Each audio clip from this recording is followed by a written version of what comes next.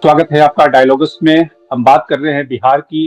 तेजस्वी यादव ने जो कल प्रेस कॉन्फ्रेंस की थी उसमें एक बड़ी उल्लेखनीय बात उन्होंने कही कि बिहार में हर एक परिवार में से एक व्यक्ति को सरकारी नौकरी दी जाएगी। बिहार के जिस भी परिवार के पास सरकारी नौकरी नहीं है, ऐसे हर परिवारों को एक नया अधिनियम बना करके अनिवार्य रूप से उन परिवार में नौकरी जो है दी जाएगी। अभी तक बिहार में तकरीबन 20 लाख लोग जो सरकारी नौकरी में हैं। अगर तेजस्वी यादव की प्रॉमिस को माने तो ये आंकड़ा 2 करोड़ से ज्यादा हो जाएगा, यानी कि 2 करोड़ 15 लाख जो फैमिली है बिहार की, उसमें से एक व्यक्ति को सरकारी नौकरी का वादा किया है तेजस्वी यादव ने। वैसे तो ये देखने में बहुत ही एक सुनहरा सपना लगता है और एक तरह से एस्पिरेशनल जो क्लास है उस क्लास को टैप करने के लिए तेजस्वी यादव का जो ये जिसको कहते हैं पासा, वो जमीन पर कितना असर करेगा ये देखने वाली बात होगी। लेकिन इसके फाइनेंशियल इम्प्लीकेशन क्या होंगे और इसका पॉलिटिकल इम्प्लीकेशन क्या है, इसको समझने के लिए हमारे साथ दो मेहमान जुड़ रहे हैं। शरद कोहली जो इकोनॉमिस्ट हैं और साथ ही योगेंद्र पासवान जो बीजेपी बिहार के प्रवक्ता हैं। तो सबसे पहले शुरुआत करते हैं योगेंद्र जी आपसे, क्योंकि जी। नीतीश सरकार ने पिछली बार जो कहा था कि 12 लाख सरकारी नौकरियां दी जाएगी, अब तेजस्वी यादव कह रहे हैं कि वो तो 2 करोड़ लोगों को नौकरियां देंगे, सरकारी नौकरी देंगी। तो ये तो पूरी तरह से बिहार के चुनाव को तेजस्वी यादव का ये जो प्रॉमिस है वो बदल देगा। आपको लगता है कि तेजस्वी यादव के पास ये बैंडविड्थ है, अगर सरकार में आ भी जाए तो फाइनेंशियल बैंडविड्थ है कि वो इतने लोगों को सरकारी नौकरी दे सकते हैं? भाई साहब, नीतीश कुमार जी ने जो वादा किया उसको निभा रहे हैं। वो लोगों हम्म। को रोजगार और नौकरी दे रहे हैं। हम्म। लेकिन एक कहावत है, अपना के लाल वाल गोतनी के पैंचा वाला हाल है तेजस्वी जी का। न तेजस्वी जी जीतेंगे कि नहीं जीतेंगे, इनकी सरकार बनेगी कि नहीं बनेगी, बनना तो है नहीं। हम्म। तो ये देंगे तो कहाँ से देंगे? लेकिन झूठा आश्वासन देने में क्या पिछली बार जाता जब है? वो डिप्टी सीएम बन के आए थे तो उनका ये क्लेम है कि 5 लाख जो सरकारी नौकरियां थी उनके दबाव के कारण नीतीश सरकार को देना पड़ा। तो जनता तो ये कहेगी ना कि भाई नीतीश जी ने पिछली बार भी 2020 के चुनाव में जब तेजस्वी यादव ये मूवमेंट चला रहे थे तो बीजेपी या फिर जेडीयू के लोगों ने मजाक उड़ाया था कि इतनी सरकारी नौकरियां कैसे दी जा सकती है। ये सारा जब एनडीए साथ थी उसी समय का सारा नौकरी का खाका तैयार हुआ था। तेजस्वी जी ने कोई नौकरी नहीं दिया है। जो भी नौकरी दिए हैं नीतीश कुमार जी दिए हैं। नीतीश कुमार जी के ही नेतृत्व में वो भी सरकार थी। इसलिए तेजस्वी जी तो सिर्फ डिप्टी सीएम है। डिप्टी सीएम का मतलब है क्या होता है, आप भाई साहब खुद जानते हैं। जब तक सीएम का अप्रूवल नहीं होगा, उनका जब तक सहमति नहीं होगा तक कोई नौकरी नहीं दे सकता है। तो जो भी नौकरी दिया गया वो नीतीश कुमार जी के द्वारा ही दिया गया था। तेजस्वी जी के द्वारा कहीं से कोई एथी नहीं है। नहीं तो आप कह रहे ठीक हैं है, कि ये उसमें वो सरकार में थे। आप कह रहे हैं कि सिर्फ कुल मिला इतना के ही ये है। चुनावी जुमला है कुल मिला के। एकदम सही मायने में चुनावी चुनावी जुमला है। ये झूठा वादा है। ये तेजस्वी जी से संभव है ही नहीं, क्योंकि तेजस्वी जी की सरकारें नहीं बनेगी तो देंगे कहां से? अपने जीतेंगे कि नहीं जीतेंगे इसका तो अभी कोई ठिकाने नहीं है। तो आप कह रहे हैं कि वो खुद भी उनके जीतने की संभावना नहीं है और तेजस्वी यादव की सरकार नहीं बन रही, इसलिए ये सारे वादे जो हैं बेमानी हैं। लेकिन पिछले अगर विधानसभा चुनाव को अगर हम ग्राउंड माने, पिछले विधानसभा चुनाव में तेजस्वी यादव का जो अलायंस था 110 सीटें जीता था और तेजस्वी यादव का ये क्लेम था कि बहुत सारी सीटें लास्ट मोमेंट पे हरवाई गई। तो एक तरह से वो सत्ता के बेहद करीब पहुंच गए थे। 0.8% का डिफरेंस था एनडीए अलायंस और महागठबंधन में। तो ये मानना कि तेजस्वी यादव जीत नहीं सकते, ये थोड़ा सा हम बहुत ज्यादा ऑप्टिमिस्टिक, बहुत ज्यादा कॉन्फिडेंट है। क्योंकि भाई साहब आज भी आरजेडी का नाम सुन ही के बिहार के जनता का रोमा कांप जाता है कि हम्म। आरजेडी का उनका 15 साल का शासन देख चुका है। उनके माता पिता जी का रूह कांप जाता है जनता का। इसलिए जनता कभी भरोसा कर ही नहीं सकती है। पुराना लेकिन दौर अब में अब जनता जाने वाली नहीं है। लेकिन अगर जो उनका ये दावा है या वो जो कह रहे हैं कि 2 करोड़ से ज्यादा लोगों को अगर वो सरकारी नौकरी देंगे तो इससे तो पूरा बिहार का चुनाव पलट जाएगा। नहीं, चुनाव पलटेगा कैसे? जनता यहाँ तय किए हुए है एनडीए के सरकार बनाने का। हम्म। कोई ऐसी पलटने वाला नहीं है। और इतना बीती पैसा लाएंगे कहां से? अरे हम्म। अभी तो नीतीश कुमार जी झोला लेके जाते हैं और नरेंद्र मोदी जी बोरा भर करके वहां से दे रहे हैं, जिसके कारण बिहार का चहुमुखी विकास हो रहा है। हम्म। शरद जी, आप ये बताएं कि अक्सर हाँ हमने देखा कि हर चुनाव में हर पॉलिटिकल पार्टी रेवड़ी बांटती है। अभी थोड़ी दिन पहले देखे कि पिछले 1 डेढ़ महीने में नीतीश कुमार की सरकार ने जिस तरह से बिहार में पोल सॉप जिसको कहते हैं रेवड़ियां बांटने की झड़ी लगा दी है। लेकिन जो तेजस्वी यादव की ये जो वादा है, ये तो बिहार में अभी जो 20 लाख सरकारी कर्मचारी हैं उसको देने में नीतीश सरकार को 50,000 करोड़ रुपए खर्च करने पड़ते हैं। और ये जो आंकड़ा है तकरीबन 41% रेवेन्यू रिसिप्ट का है। तो अगर उस आंकड़े को कैलकुलेट किया जाए तो यशवी यादव जो कह रहे हैं 2 करोड़ से ज्यादा लोगों को सरकारी नौकरी, यानी कि हर एक परिवार में एक व्यक्ति को नौकरी, तो तकरीबन 4 लाख करोड़ पूरे बजट का हिस्सा जो है वो नौकरी में देने में, पैसे सैलरी देने में चला जाएगा। तो बिहार जैसा स्टेट क्या एफोर्ड कर पाएगा इतना बड़ा आउटले? नमस्कार आपको और डायलॉग्स के सभी व्यूअर्स, फॉलोअर्स और सब्सक्राइबर्स को, मेरे सह पैनलिस्ट को भी। देखिए इसको ये बड़ा आसान है समझना कि ये संभव है कि नहीं है। 13 करोड़ के करीब बिहार की आबादी है। अमूमन जब हम भारत के लेवल पे लेते हैं तो हम 5 व्यक्ति प्रति परिवार लेते हैं औसतन। किसी में 4 होते हैं, किसी में 3, किसी में 6, किसी में 7, तो हम 5 लेके चलते हैं। तो 2.5 करोड़ के आसपास परिवार हैं। आपने 215 कहा, मैं उसमें थोड़ा सा जी। और उसको अपग्रेड कर रहा हूं।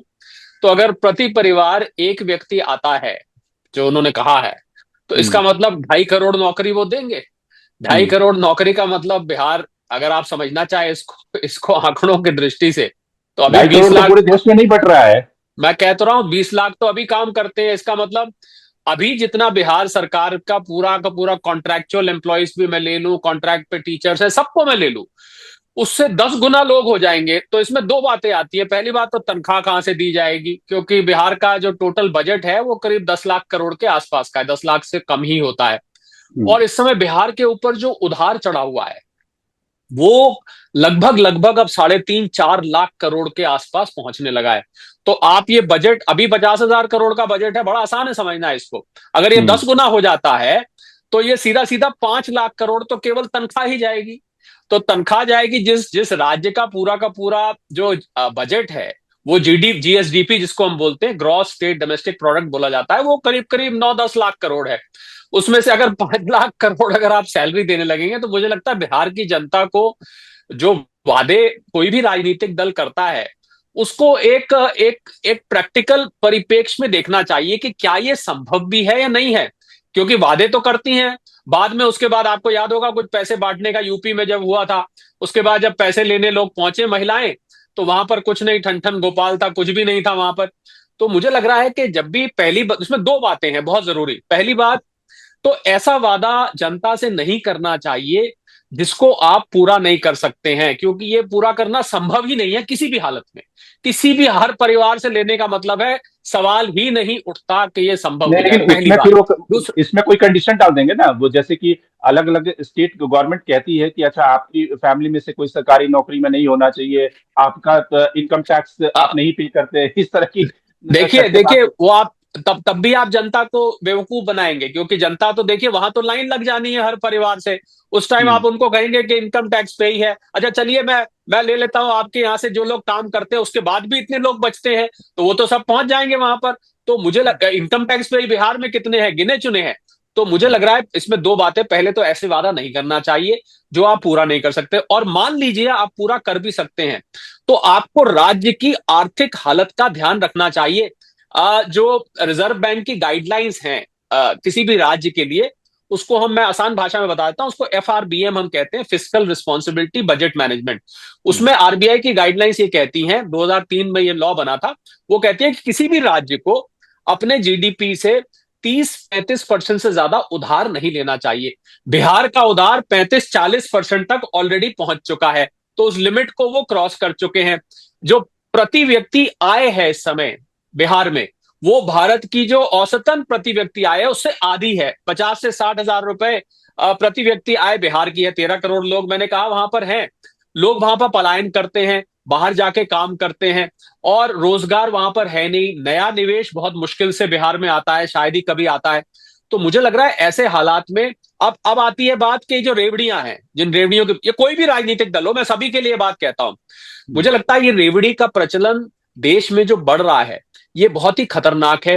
क्योंकि इससे क्या होगा कि आप जब इस रेवड़ी को डिलीवर करेंगे, चाहे वो बिजली माफ करना हो, चाहे रोजगार हो, चाहे महिलाओं के अकाउंट में पैसा डालना हो, चाहे किसानों के ऋण माफ करना हो, चाहे लोगों के ऋण माफ करना हो, किसी भी प्रकार की अगर रेवड़ी है, ये उस राज्य के विकास को सीधा सीधा प्रभावित करती है।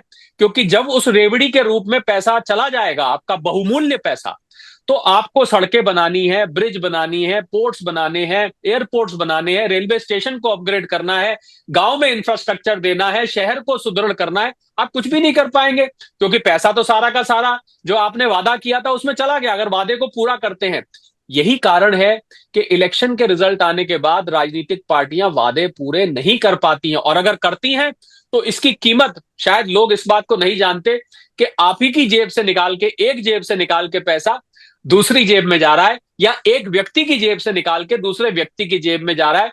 मुझे लग रहा है हमारी जनता को जितनी जल्दी ये बात समझेंगे कि आप वोट कीजिए, आप वोट कीजिए विकास के नाम पर, आप वोट कीजिए कि यदि हमारी जिंदगी के स्तर में कोई उन्नति हो रही है कि नहीं, इस पर वोट करिए। क्या आपके बच्चों को शिक्षा मिल रही है कि नहीं मिल रही, क्या आपके लिए स्वास्थ्य की सुविधाएं हैं या नहीं है, क्या लेकिन आपको एक अगर टूटी कोई सड़कें गरीब नहीं स्टेट मिलती। है, अगर कोई राज्य जहाँ पे गरीबी ज्यादा है, तो दो डेवलपमेंट के दो मापदंड है। एक मापदंड ये है कि ठीक है, इंफ्रास्ट्रक्चर पे तो सरकार स्पेंड करे, लेकिन जनता के पॉकेट में भी कुछ पैसा जाए, मैं जिसके लिए डीबीटी का मैं जन्म हुआ।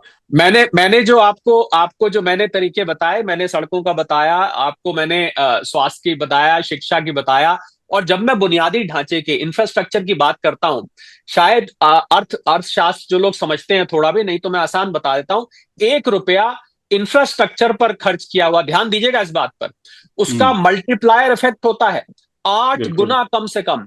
यानी कि 1 रुपया अगर आप कोई पुल, सड़क कुछ भी बनाते हैं, 8 गुना उसका असर होता है लोगों की समृद्धि। आपने बात करी कि वो लोग ये सोचते हैं कि भाई हमारी जेब में कुछ आया, हमें रोजगार मिला, हमारे पास पैसा आया, हमारा जीवन स्तर सुधरा। जी हाँ, इसका उत्तर है हाँ। क्योंकि सरकार जब खर्च करती है तो वो खर्च, उसका फायदा इनडायरेक्टली लोगों के पास पहुंचने लगता है, वो पैसा, वही पैसा अर्थव्यवस्था में फ्लोट करने लगता है। तो ये नहीं समझना चाहिए कि अगर कोई पुल बन रहा है, सड़क बन रही है, कोई नया एयरपोर्ट बन रहा है, कोई नया रेलवे स्टेशन बन रहा है, तो लोग कहें कि भाई सिकंदर ने पोरस से की थी लड़ाई तो मैं क्या करूं, मेरी अपनी अर्थव्यवस्था पे फर्क नहीं पड़ा। ऐसा नहीं होता है। जब ये जो आपको भारत में आज, ओवरऑल मैं भारत की बात कर रहा हूं, 25 करोड़ लोग मल्टी डायमेंशनल पॉवर्टी इंडेक्स से बाहर आए हैं पिछले चंद सालों में। अब ये कैसे आए? क्योंकि सरकार ने उस पर बुनियादी ढांचे पे खर्च किया। कितनी सड़कें बनी, कितने एयरपोर्ट बने, कितने रेलवे स्टेशन बने, इस खर्च की वजह से, इसको हम कैपिटल एक्सपेंडिचर या केपेक्स कहते हैं। जब ये खर्च होता है तो लोगों की समृद्धि साथ में ऑटोमेटिकली आती है। टॉयलेट्स बने हैं, प्रधानमंत्री आवास में लोगों को घर मिले हैं, नल से जल मिला है, बिजली पहुंची है। मुझे लग रहा है हमको एक पूरे परिप्रेक्ष्य में इसको देखना चाहिए। जब रेवड़ी पे आप खर्च करते हैं, यानी कि जब सत्ता में आने के लिए, वोट लेने के लिए जब आप खर्च करते हैं, अगर वो खर्च सीधा सीधा विकास से नहीं जुड़ा हुआ है तो वो आपके राज्य को और दुर्बल कर देता है, आपके राज्य को आर्थिक तौर पर अपंग कर देता है, आपके राज्य का विकास आगे जाके रुक जाता है। ये अर्थशास्त्र का सिद्धांत है, आपको समझना। इसी सवाल को योगेंद्र जी से पूछते हैं। योगेंद्र जी, ये पहली बार हो रहा है कि नीतीश कुमार जी अक्सर, हाँ, जैसे उनके पिछले इतने सारे टर्म को हम लोगों ने देखा कि वो इस तरह से फ्रीवीज देने के अगेंस्ट रहे थे। अगर आप 2020 के चुनाव को देखें, 2015 के चुनाव को देखें, इस चुनाव में ऐसा क्या हो गया? नीतीश कुमार को लग रहा है कि उनके खिलाफ इतनी ज्यादा एंटी इनकम्बेंसी है कि जनता को अब सीधे कहीं ना कहीं एक तरह से कहें कि पे आउट देके जनता उनको वोट दे, इसलिए 10,000 की जो स्कीम उन्होंने महिलाओं के खाते में 10,000 रुपए देने की बात कही, तो इतनी ज्यादा रेवड़ी देने की क्या जरूरत पड़ी? क्या एंटी इनकम्बेंसी इतनी ज्यादा है क्या? वो बिहार के जनता को स्वावलंबी बनाना चाह रहे हैं नीतीश कुमार जी। वो अपने आत्मनिर्भर बने बिहार की जनता, और खास करके बहनें किसी के भरोसे न रहे, अपने स्वयं अपने पैरों पर खड़ा हो करके अपने परिवार को चला सके, इस दिशा में काम कर रहे हैं नीतीश कुमार जी। नीतीश कुमार जी कोई रेवड़ी बांटने का काम नहीं कर रहे हैं। जिसके पास विजन है, नीतीश कुमार जी विजन वाले व्यक्ति हैं, वो अपने विजन के तरह काम कर रहे हैं। बिहार को विकास के रास्ते पर ले जाना उनका और एनडीए का मकसद रहा है। तो नीतीश कुमार जी और मोदी जी दोनों मिल करके बिहार को और गति देने के लिए लगे हुए हैं, और वो जो भी वादा करते हैं उस वादा को निभाते हैं। वही वादा वो करते हैं। वह नरगल तेजस्वी यादव ने वादा नहीं करते हैं, क्योंकि ये तो आर्थिक स्थिति को क्या कर दिए थे 15 साल में, लोगों से छिपा हुआ नहीं है। तो फिर चाहते हैं कि इस तरह का व्यवस्था लावे कि कैसे हड़प योजना काम चले, आगे चल के नहीं, लेकिन हड़प उसमें योजना लाने की उसमें दिशा तो का लोग एक ये भी प्लान कहेंगे है ना, इनका। लोग ये भी कहेंगे कि अगर आप 1 लाख करोड़ के अभी रेवड़ियां बांट रहे हो, नीतीश जी फ्री बिजली की स्कीम ला रहे हैं, जो कि नीतीश जी हमेशा इसके विरोधी थे, वो नीतीश कुमार आज की तारीख में अगर फ्री इलेक्ट्रिसिटी देने के लिए मजबूर हो गए हैं, महिलाओं के खाते में पैसे से लेकर तमाम उन्होंने जो 1-1.5 लाख करोड़ का रेवड़ी बांटी है, तो ऐसी स्थिति में अगर तेजस्वी यादव 4 लाख करोड़ का रेवड़ी बांट रहे हैं तो क्या गलत है फिर? तो नीतीश कुमार जी मजबूर नहीं हुए हैं, मजबूत हैं नीतीश कुमार, हम्म। क्योंकि नरेंद्र मोदी भी इनके साथ हैं। हम्म। इसके कारण नीतीश कुमार और ज्यादा मजबूत हैं।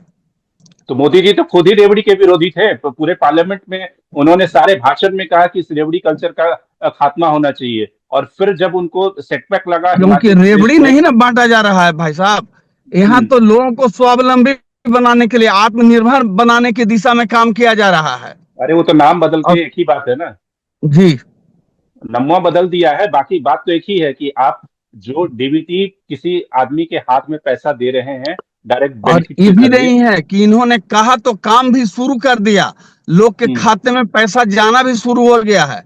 ऐसा हम्म। नहीं है कि सिर्फ वादा किए, जो वादा किए उसको तुरंत निभाने का भी काम किए। हम्म। तो आपके हिसाब से तेजस्वी यादव का जो ये ऐलान है, ये पूरा नहीं होने वाला है, ये सिर्फ चुनावी झांसा है?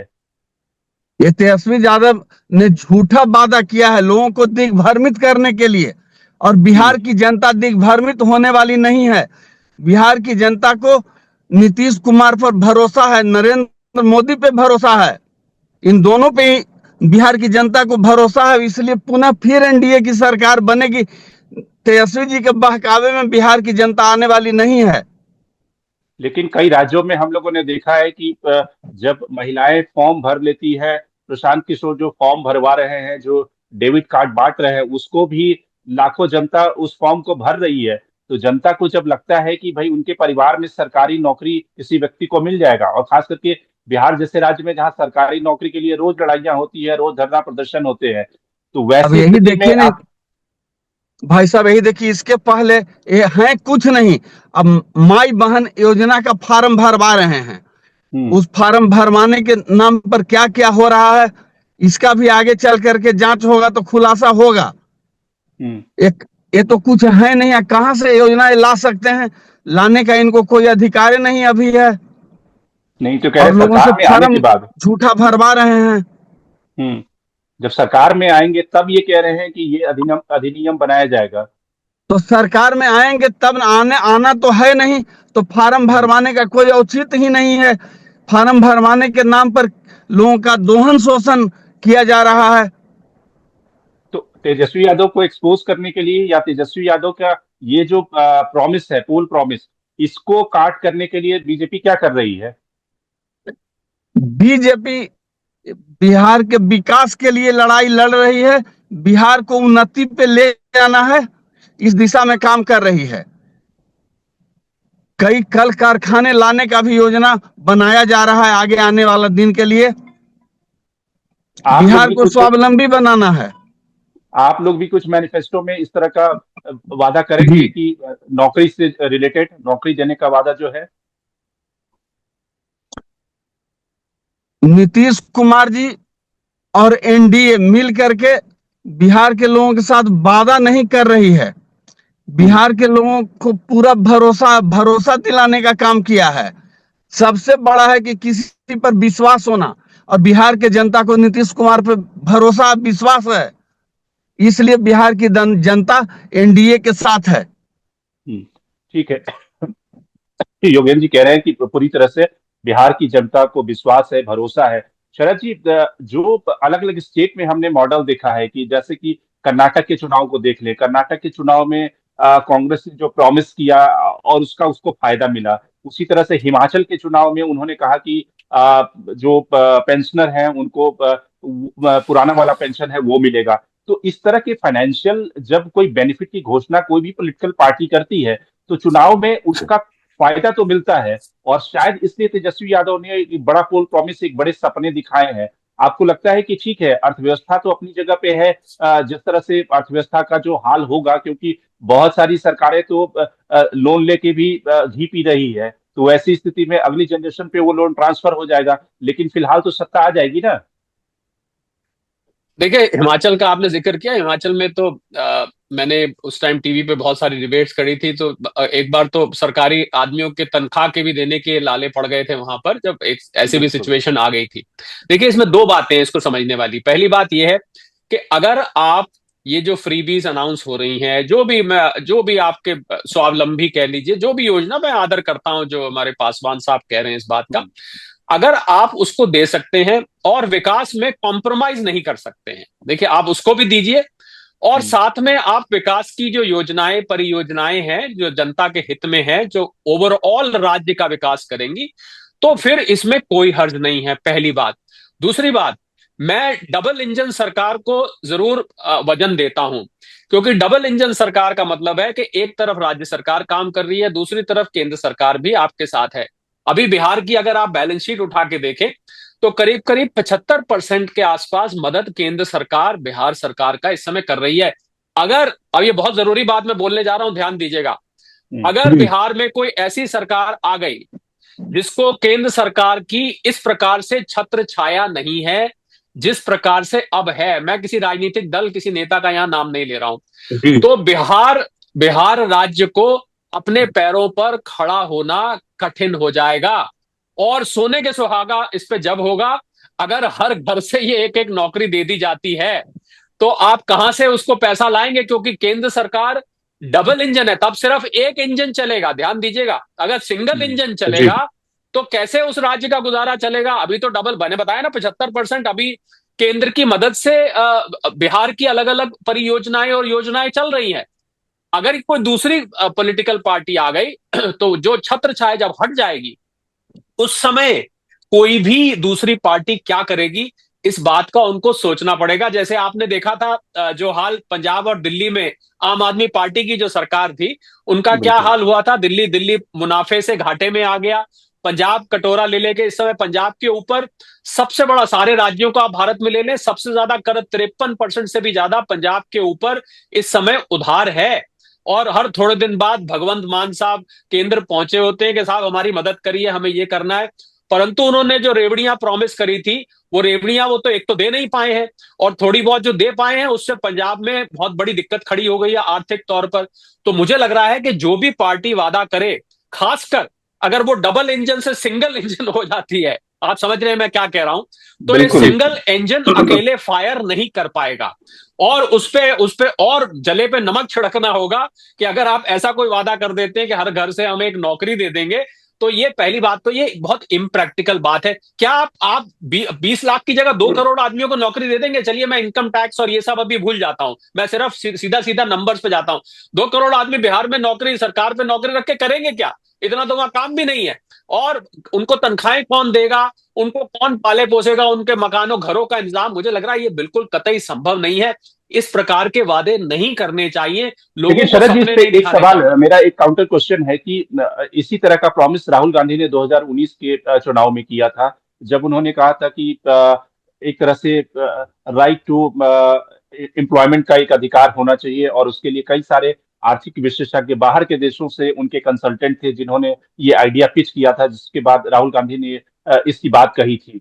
तो जिस देश में अगर रोजगार एक सबसे बड़ी समस्या है, तो वहां पर अगर आधी जनता को भी, मसलन 2 करोड़ छोड़ दीजिए, 1 करोड़ जनता को भी अगर सरकारी नौकरी मिलती है, मैं या अगर दे रही है तेजस्वी मैं यादव प्रॉमिस मैं करते हैं, तो इसमें मैं बुराई क्या है? मैं आपकी बात का जवाब देता हूं। देखिए, सरकार का काम ठीक है, सरकारी नौकरियां ठीक है, पासवान साहब मेरी इस बात से राजी होंगे, सरकारी हम्म। नौकरियां ठीक है, पर सरकार का काम नौकरियां देने का नहीं है। सरकार हम्म। का काम है ऐसा माहौल बना देना जिससे नौकरियों का सृजन स्वतः हो। जिससे तो वो तो नौकरियां 25 अपने साल में नहीं हो अपने पाए आप ना। है। 25 साल में नहीं बिहार जैसे नहीं, स्टेट में इंडस्ट्री नहीं आई, इन्वेस्टमेंट नहीं आया, तो मैं जब उस पे आ रहा सरकार हूं, अगर फेल हो रही है। मैं उस पे आ हम्म, रहा हूं, मैं उस पे वही मैं हम्म, आपको कह रहा था कि अगर आप विकास का मार्ग लेते हैं तो इसमें नौकरियों का सृजन स्वतः होने लग जाता है। अब इस समय देश का जो अनएम्प्लॉयमेंट रेट है, क्योंकि हम लोग तो सारे आर्थिक पैमानों को बहुत नजदीकी से ट्रैक करते हैं, वो हम्म, ऑल टाइम लो पर है। 5.3% पे है। ये कोविड में आपको याद होगा 10-11% पहुंच गया था। तो इस समय जहां तक नौकरियों की बात है, ओवरऑल मैं कुल मिला के देश की बात कर रहा हूं, मैं बिहार की बात हम्म, नहीं कर रहा हूं, वो हम्म, 5.3% पर है। तो मुझे मुझे लग रहा है कि ये वादे बहुत महंगे पड़ेंगे। और एक एक बात जो मैं यहां पर जोड़ना चाहता हूं कि इसमें सभी राजनीतिक पार्टियां आ जाती हैं। लोगों, जैसे बोलते हैं ना, शेर के मुंह खून लग चुका है। अब हम्म, इलेक्ट्रेट जो है, जो जनता है, उनको ये रेवड़ियों की इतनी आदत पड़ गई है। और ये पासवान साहब बताएंगे कि मैं ठीक कह रहा हूं कि गलत कह रहा हूं, कि कोई भी राजनीतिक पार्टी अगर नहीं भी चाहती रेवड़ी देना, अब स्वावलंबी कह लीजिए, चलिए नहीं भी स्वावलंबी बनाना चाहते, नहीं भी चाहते, बिल्कुल। तो उनको मजबूरी में देना पड़ता है। क्योंकि हम्म, अब वोट लेने का जो पूरा का पूरा प्रोसेस है, वही वही यही माध्यम बन चुका है। अब जो भी पार्टी नहीं देगी वो घाटे में रहेगी, जो देगी वो फायदे में रहेगी। आप चाहें, आपने अभी बात करी, प्रधानमंत्री जी रेवड़ी के खिलाफ थे, नीतीश कुमार जी रेवड़ियों के खिलाफ थे, आपने बिल्कुल ठीक कहा, और आज भी हैं, आज भी हैं। परंतु अब इस माहौल पे एक अंग्रेजी में कहावत होती है, when in Rome do what Romans do. इसको हिंदी का मतलब है कि जिधर की हवा चल रही हो, अगर आप उधर की तरफ नहीं चलेंगे तो आप गिर जाएंगे उसमें, आपको उसी उसी तरफ चलना पड़ेगा। तो अब मजबूरी बन चुकी है ये, और ये बहुत ही गलत ट्रेंड सेट हो चुका है। आप मानेंगे, अब आप कुछ कर नहीं सकते, क्योंकि ये तो लोगों के मुंह खून लग चुका है। अब जब इलेक्शन का बिल्कुल। मतलब है, दिवाली आ गई, इलेक्शन का मतलब है सेलिब्रेशन आ गई, इलेक्शन का मतलब है फेस्टिवल आ गया, लाओ भाई तुम क्या दे रहे हो, अरे तुम क्या दे रहे हो, आओ सुन के आते हैं भाषण में, देखे क्या अनाउंसमेंट कर कर कर गया। इस टाइप के लोग जब जाते हैं रैली से, मुझे लगता है खतरनाक ट्रेंड है। और इसको किसी भी तरीके से इस हवा को बदलना पड़ेगा, भले ही आपकी मर्जी से या बिना मर्जी के। पासवान जी, आपसे सवाल कि जी।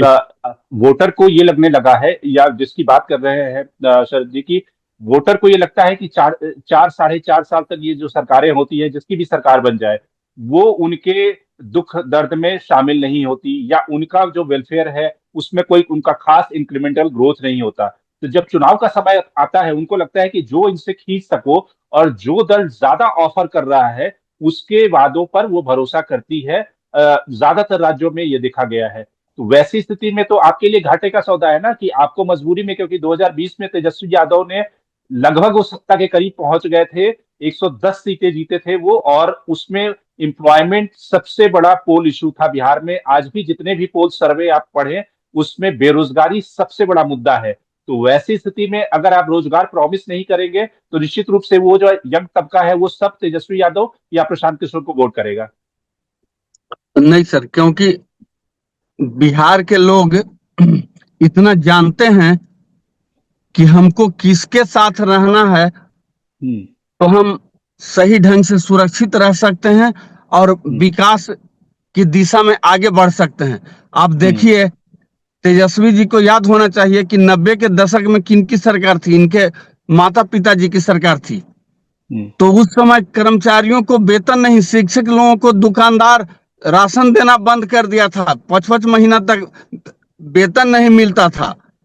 तो वो लोग वो भूले नहीं है। बिहार की जनता जानती है कि ये अगर आएंगे तो फिर हम बदहाल हो जाएंगे। और हम्म, नीतीश जी के रहते इतना तो जरूर है कि बिहार की जनता बदहाल नहीं होगी, खुशहाल रहेगी। नीतीश जी हम्म, उस तरह का योजना बनाते रहते हैं कि ताकि बिहार की जनता को ज्यादा कष्ट न सहना पड़े। तो आप अभी कह रहे हैं और कि मतलब बहुत सैलरी कुछ देने के लिए करने एक की पैकेज भी जरूरत है। है। हम्म, बिहार में रोजगार का सृजन होगा भाई। जैसे कई बांका में, पीरपैंती में बिजली का प्लांट लग रहा है, तो वहां हम्म, भी लोग, बिहार के लोग वहां इंगेज होंगे ना। हम्म। लेकिन इस बात के तो लिए आप योगेंद्र जी मानते हैं कि पिछले 25 साल में तकरीबन, थोड़े से समय को अगर छोड़ दिया जाए, तो बीजेपी और जेडीयू का अलायंस रहा है, उसके बाद भी बिहार में इन्वेस्टमेंट नहीं है, उसके बाद भी बिहार में इतना ज्यादा माइग्रेशन है, बिहार में इंडस्ट्री क्यों नहीं है? सारी इंडस्ट्री की जो फैक्ट्री है गुजरात में क्यों लग रही है? क्यों प्रधानमंत्री या बीजेपी बिहार में जाकर सेमीकंडक्टर का प्लांट क्यों नहीं लगाते वो बिहार में? क्योंकि बिहार जब नीतीश कुमार जी संभाले थे बिहार को, उस समय बिहार का खस्ता हाल था, बिहार चरमराया हुआ था। ये तो बहुत उस पुरानी दौर बात से हो गई। निकालना था बाहर।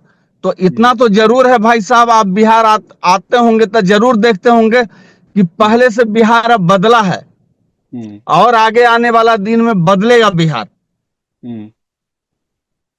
ठीक है। शरद जी, आपसे एक अंतिम प्रतिक्रिया आपसे लूंगा कि इस बात के लिए आपको लगता है कि बिहार में जो क्योंकि सरकारी नौकरियों की एक लिमिटेशन है, कोई भी सरकार 2 करोड़ सरकारी नौकरी नहीं दे सकती, लेकिन वो प्राइवेट सेक्टर को प्रमोट करके, वहां पे इंडस्ट्री को प्रमोट करके एक अपॉर्चुनिटी खोल सकती है।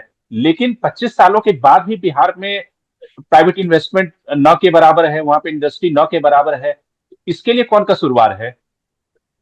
देखिए, मैं मानता हूं कि इसके लिए जितनी भी आज तक 25 साल में सरकारें रही हैं, सभी को थोड़ी थोड़ी जिम्मेवारी लेनी पड़ेगी। क्यों लेनी पड़ेगी? आपने निवेश के लिए जो माहौल चाहिए होता है, आपने देखा होगा यूपी करता है इन्वेस्ट यूपी, गुजरात करता है इन्वेस्ट गुजरात।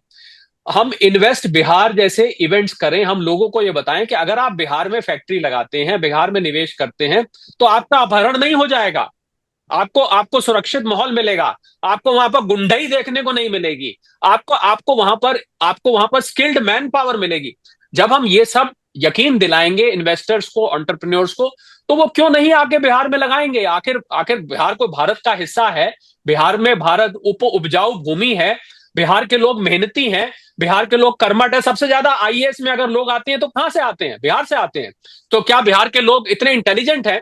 तो वो क्योंकि माहौल जो है वहां पर निवेश का नहीं है। तो मुझे लग रहा है सभी सरकारों को थोड़ी थोड़ी जिम्मेवारी लेनी पड़ेगी।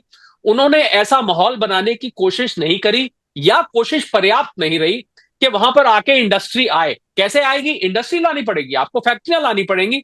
अगर फैक्ट्रियां वहां आके लग जाती हैं तो अपने आप रोजगार मिलना शुरू हो जाएगा, उसके साथ छोटे बिजनेसेस बढ़ने शुरू हो जाएंगे, उसके साथ एमएसएमईज आ जाएंगी, उसके साथ प्रोफेशनल्स आ जाएंगे। मुझे लगता है बिहार की जनता के पास इस समय जितना इंटेलेक्ट है, शायद ही किसी राज्य के पास इतना इंटेलेक्ट, इतना दिमाग है। बहुत मेहनती है, मैं बहुत सारे बिहार के लोगों को जानता हूं, उनके साथ काम करता हूं, मेरी कंपनी में काम करते हैं। मुझे लगता है जितने मेहनती वो लोग होते हैं, शायद ही किसी राज्य के लोग इतने मेहनती होते हो। सिर्फ उनको एक माहौल चाहिए। आज जब बच्चा बिहार में बड़ा होता है ना, घर में उनके पिताजी उनको कहते हैं, भाई जाओ अपना जाके करियर ढूंढो, यहां तुम्हारे लिए कुछ नहीं रखा है। ये जो सेंटेंस है, और वो खुशी खुशी वो चला जाता है, कोई बंबई, कोई दिल्ली, कोई कहीं जाके नौकरी करता है और सारी उम्र वहीं रहता है, और लोग उसको बिहारी बिहारी कह के सारी उम्र चढ़ाते हैं। मुझे लग रहा है ये जो स्टैंप है ना, इसको हटानी पड़ेगी।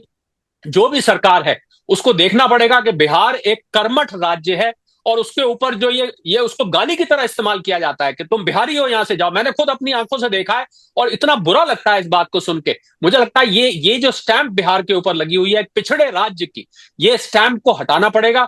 जो भी सरकार आए उसको ये करना पड़ेगा कि बिहार की छवि बदले, बिहार की अर्थव्यवस्था बदले, बिहार में निवेश आए, बिहार के लोगों को पलायन करके दूसरे राज्यों में ना जाना पड़े, तभी बिहार की तरक्की हो सकती है।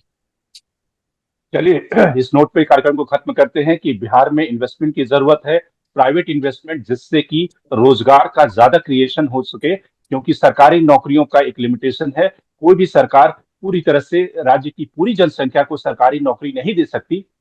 लेकिन फिलहाल जो तेजस्वी यादव का जो ड्रीम है, जो सपना है, जो उन्होंने बेचा है, जैसे कि इससे पहले भी कई सरकारों ने सपना बेचा है और सपना बेचकर वो सत्ता में आए हैं, ये देखना होगा कि कितना उन वादों पर जनता यकीन करती है। योगेंद्र जी, बहुत बहुत धन्यवाद हमसे जुड़ने के लिए, और शरद जी आपका भी आपको भी बहुत बहुत धन्यवाद धन्यवाद सर। हमसे जुड़ने के लिए।